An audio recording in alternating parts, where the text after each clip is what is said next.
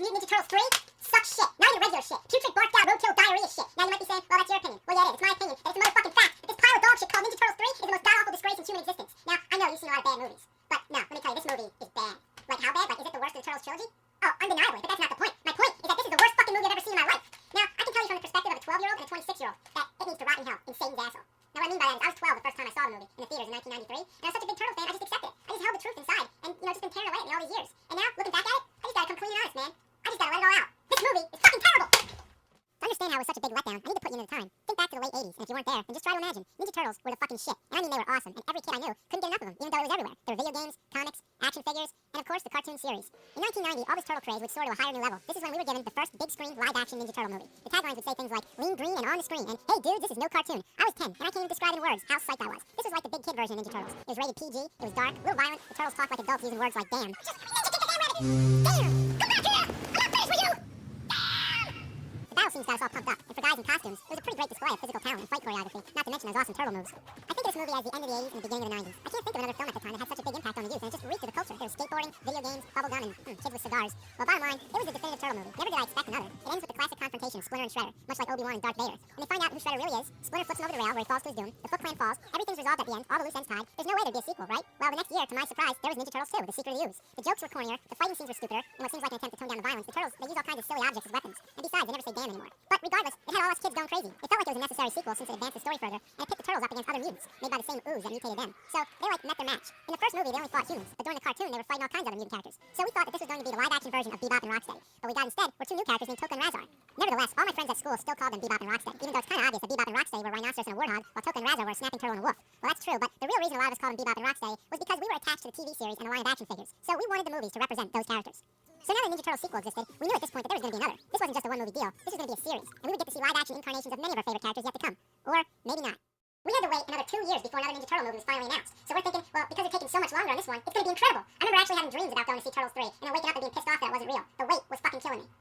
There's already a third Ninja Turtles game on Nintendo, the Manhattan Project. Would that be the subtitle of the movie too? My friends and I all debated what it would be. Would it be Ninja Turtles 3, The Advent of Krang, Ninja Turtles 3, The Revenge of Shredder, Ninja Turtles 3, Enter Dimension X, Ninja Turtles 3, Here Comes the Technodrome? Well, no, we were far off. It was like landing on a zero in roulette. Everyone fucking loses. The movie had no subtitle at all. While today, whenever I bring up the film, often people insist that there was a subtitle, Turtles in Time. But to clear that up once and for all, Turtles in Time was the name of the video game, and it had nothing to do with that awful movie. Yes, in the movie they go back in time, but to ancient Japan, while in the game they go back to several different times, as well as the future. It was the second Turtles game in the arcade, and it was also on Super Nintendo, known as Turtles 4. But back to my question, why was there no subtitle in the movie? They subtitled the last movie. Well, I have an answer. Look under that title. You see that blank, empty space? Let that be an indication of the blank, empty imagination employed within, and the void it left in our hearts. So who's the villain in this movie? Is it going to be Krang? Since even the first movie we've been hoping for him. Aside from Shredder, he's the main villain in the show. So will it be A, Krang, B, Baxter Stockman, C, the Rat King, D, Leatherhead, E, all the above? Well, the answer is none of the above. The answer is just a big fuck you to all the kids who are waiting so anxiously to see their favorite characters on the big screen. And you think, well, Shredder's gotta be in it, right? Nope, not even him. Well, there's even more reason to bring him back, because at the end of Turtles 2, Shredder uses the last vial of ooze to turn himself into Super Shredder. Now, Super Shredder was awesome, because he was like a monster, but you only see a little bit of him since he's under the dock, all shrouded in darkness. There's no way the Turtles can even fight him. Remember back to the first movie? They couldn't even beat regular Shredder. Splinter had to take him out. At this time, in an anticlimactic end, Shredder does himself in by ripping apart the dock. Now, think about this. Would he really die by having a dock collapse on him? In the first movie, he falls into a garbage truck. Casey Jones activates the compactor and crushes the fuck out of him. Now, he comes back in the second movie alive and well. Now, if he can survive that, why can't he survive some falling beams of wood? And besides, this time he's Super Shredder. Wouldn't you like to see Super Shredder come back in Turtles 3? Well, that's what I was hoping for. But too bad. Make way for this samurai and this guy on a horse. Yeah, these are our villains of Turtles 3. Norinaga and Walker. I've never heard of them before. Now, you have this huge stockpile of memorable villains from the comics, the TV series, the video games, the action figures, all that, and they just go ahead and bring in two uninspired, stereotyped, mediocre villains. I mean, come on. This is the best they could come up with? Are you shitting me up the ass? And you might say, well, Shredder can't be in it because it takes place in ancient Japan. Well, you know what? That's my fucking point. The movie shouldn't have taken place in ancient Japan. Like, wow, that's original, isn't it? That's never been done a million times already. So now hopefully you can relate to how disappointing this was. But to really understand how inhumanely atrocious this shitload of fuck is, then we need to go over this movie and cover the basics. As usual, the best place to start is the beginning. The first two movies open in New York City, which worked really well. It puts you in the right atmosphere, you get a sense of the environment, the crime that's going on, and just builds up to the Turtles' first appearance. Seeing the movies as a kid, it was like, they're coming, any minute.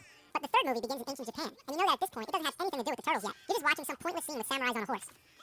Do you feel like you're watching a Ninja Turtles movie? No, you don't. You feel like you're watching some cliché samurai movie. I mean, come on, could this be any more stock?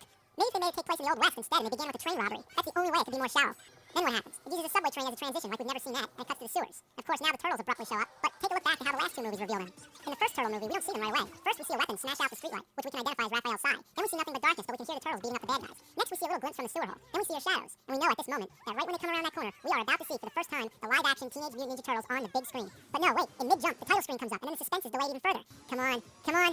Yeah, look at that. It's awesome. Totally radical. Now that's how you do it. Now let's take a look at the second movie now. It's a little more abrupt, but it works in a different sort of way. This one doesn't rely on suspense, or at least not in the same way. You can say that you're already in suspense as soon as the movie begins. I know I was. I mean, you're thinking, come on, where's the turtles? Who's this guy fighting the bad guys? We don't want him, we want the turtles. And then when those thugs all gang up on him, we know he's in deep shit. And what better time than now? There they are, in the background, out of focus. And then they jump in the air and freeze frame. At this moment, the theater just erupts into a high-pitched wail, kids screaming and applauding, just, going crazy. It was one of the most exciting moments I ever had in the cinema. Now just look at that. How's that for a title screen? Not only are all four turtles in the frame, every one of them's up in the air. Now, how's the third movie begin? Well, the turtles just come in dancing as ZZ Top. No build-up, no scenario, no creativity, no fucking thought whatsoever. Now, just look at the turtles. They look like shit. Even the voice acting's horrible. The animatronics suck too. They talk like sock puppets. Watch Leonardo's mouth. Hey, what's that, April? What's that, April? Now look at Raph. Things might get a little nuts. I might forget. Is this movie made for little kids? Well, I guess it is, so the joke's on me. The worst of all is Splinter. He looks like fucking roadkill, and I guess they never finished him because you only see his upper body. He's like a puppet that should be used on Sesame Street. Even worse is his voice. Ambition's my son. What an assload of fuck. Well, everything sucks. Now, the plot of the movie is, I don't know, I think April buys some lantern from an antique shop and that makes him go back in time. The imagination's just overwhelming. So the turtles are in ancient Japan, Michelangelo gets captured, and they have to rescue him and get back to the present time. There's not as many fighting scenes either. Just to prove my case, let's look back at the other movies and count all the battles. They're only the ones with the turtles. In Turtles 1, there's Raph versus Casey, that's 1. Raph rescuing April from the Foot Clan, that's 2. Raph on the rooftops and the rest of the turtles joining in, that's 3. And the final battle, all the turtles against the Foot Clan and then Shredder. Well, we can count that as one final battle, so that's 4 battles and 2 of which involve all the turtles. So let's go to Turtles 2. We have the first battle in the shopping center, that's 1. Then the fight at the lab, that's 2. Raph in the junkyard, 3. Then rescuing Raph in the junkyard facing Coco and Razar, 4. Then the final club scene, so that's 5 battles and 4 of which have all the turtles. In Turtles 3, there's a fight in the dungeon with no Michelangelo, anyway, that's 1. Then there's a fight at the river, again, no Michelangelo, so that's 2. Then there's the final fight with all the turtles. So only 3 battles in the whole movie and only 1 in which Michelangelo's involved. And that pissed me off because he was my favorite turtle. Some of the concepts are just ridiculous. Like when April's thrown in the dungeon, she looks over at this guy next to her and she says, Casey? Okay, so you're saying that Casey Jones had an ancestor in Japan? Well, even if I'm going to accept that, why does she call him Casey? Like he's going to respond? And then just to push the scene over the edge of mockery, they have this rat creeping. And April says, hey, you look familiar too. What? You don't mean...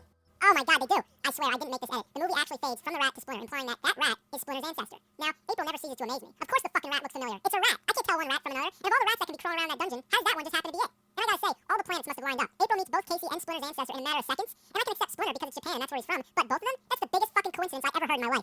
You know what other part I can't stand? This. That turtle duck thing is really getting old. I mean, it was cool the first time, but geez, it's enough of that shit. So is there anything I like? Well, I kinda hate to admit it, but when they're dancing to Tarzan Boy, that's the highlight of the movie.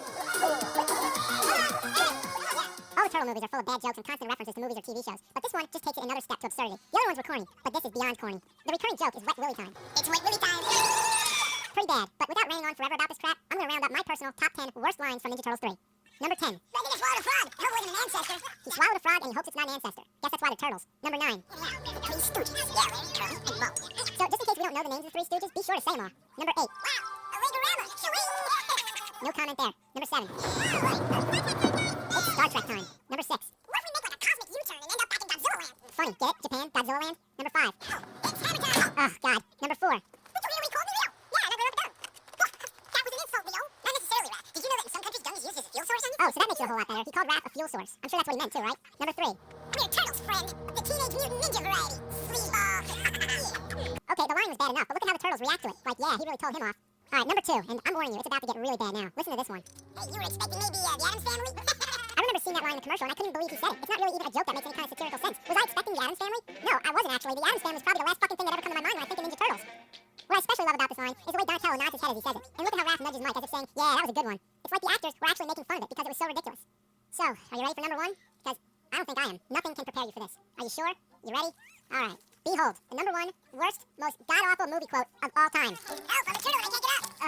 I still can't believe it. Did he really say that? Help, I'm a turtle and I can't get up. I'm sorry for playing that again. That's really terrible. Not only is this the worst line in the movie, it's probably the worst line ever spoken in a motion picture. And believe it or not, this line was in the commercials too. And even worse, I distinctly remember in the theater, everyone laughed. I mean, come on, it's not funny. Help, I'm a turtle and I can't get up. Oh, God. Alright, I'm back. So what's the best way to end a shitty movie? With a shitty ending. An ending that sucks so hard it scarred me for life. This guy Walker's running away from the turtles, but oops, he forgot his bird. Yeah, that's right, I forgot to mention that part. Not only does his character belong in a totally different genre, but he has his bird in a cage that he always carries around. I'm serious, this movie's totally whack. So, what happens to him? He gets fired at, and then he falls off the roof and into the water. Now, I gotta pause this because I gotta ask, how many times have you seen this shot in a movie? Way too fucking much. It was one of the biggest cliches of the time. What happened at the end of Batman? The Joker falls, same shot. What happens at the end of Dick Tracy? Big boy falls, same thing. But Turtles 3 takes this cliche to a new level. I mean, a whole new level. Watch what happens when Walker hits the water. Did you see that? Here it goes again. There's no splash. Instead, he disappears. But he doesn't disappear. He, like, implodes into himself. I'm really stunned. Like, why'd they do this? They couldn't do a special effect for a splash, but what they could do is make him implode. Now, if you couldn't make a splash, why couldn't you just cut away and then just leave the sound of the splash? That would have actually been more effective. I can re-edit it right now. Watch.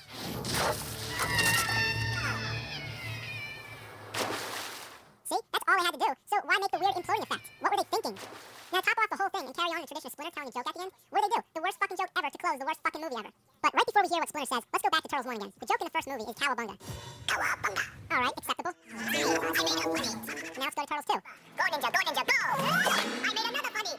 Can it get any worse than that? Yes, it can. Behold, Splinter's last joke in the Turtles trilogy. Yo, dude! Huh? What a way to end the series. Would there be a follow-up? Would there be a Turtles 4?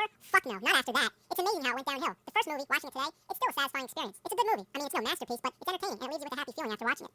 The second one's funny. I mean, it's so bad, it's great. But Turtles 3 is just so bad, it's bad. Yeah, Turtles 2 had shared stupidity, like when they crash through a wall and they find out that Vanilla Ice happens to be performing at a club right next door to the bad guy's hideout, and he's able to just bust out a ninja rap all of a sudden. It's retarded, yes, but it's hysterical. It's a guilty pleasure. Now, Turtles 3, it just makes me feel embarrassed. Like, watching it actually makes me cringe. I feel like I have to turn the volume down and face the TV toward the wall and watch in a dark corner somewhere where nobody will ever know. It just leaves you with a bad, bad feeling. Like this movie should not exist. Cowabunga. Cow a fucking piece of dog shit. I'd rather watch crap oozing out of a buffalo's asshole. I'd rather fucking puke diarrhea at my